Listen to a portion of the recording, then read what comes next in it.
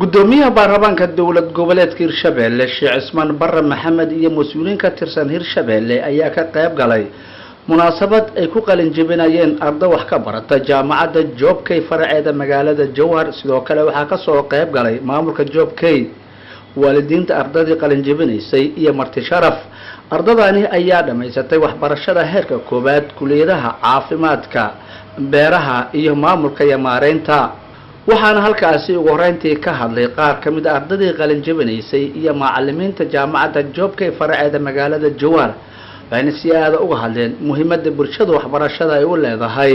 wallahi maanta aad ayaan ugu faraxsanahay inaan soo hor istaago ardaydii in badan aan isla soo qaadanay oo aan ilaa heerkaan isla soo gaarnay sidoo kale waxaan u rajeynaa ardayda naga dambaysa inay dhabar adeegaan ayagana ilaa ay ka gaaraan halka ugu dambayso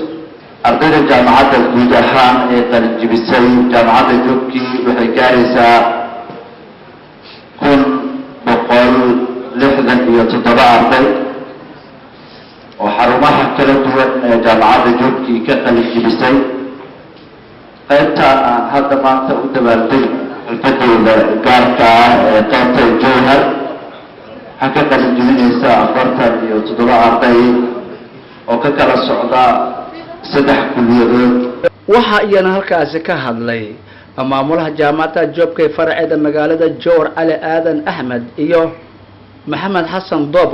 oo wakiilka gudoomiyaha guud ee jaamacadda Joobkay ardadaasi waxbarashada heerka koowaad dhameysatay in ay sii wataan waxaan rabaa inaan la dardaarmo ardayda soo qalin jebisay dabcan waxaad maaragtay ka soo baxdeen xindaafkii koowaad ee waxbarashada ama heerkii koowaad ee waxbarashada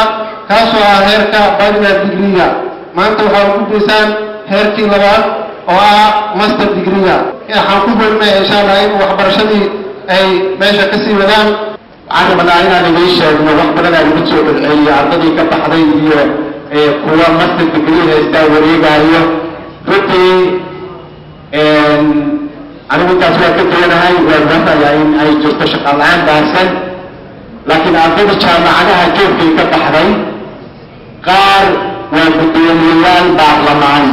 ugu dambeyntii waxaa goobta ka hadlay gudoomiyaha baarlamaanka Hirshabelle Sheekh Cismaan Barre Maxamed waxaan rabaa in ay mahad celiyo ardada maanta qalin jebinaysa ama dhamaysanaysa waxbarashadii koowaad cilmiga ilaa ma dhamaado adinkana waxaan idin leeyahay hambaliyo kuwii dalkooda iyo ummadooda iyo diintooda wax kala laadin ka dhig Abubakar Maxamed Bacadle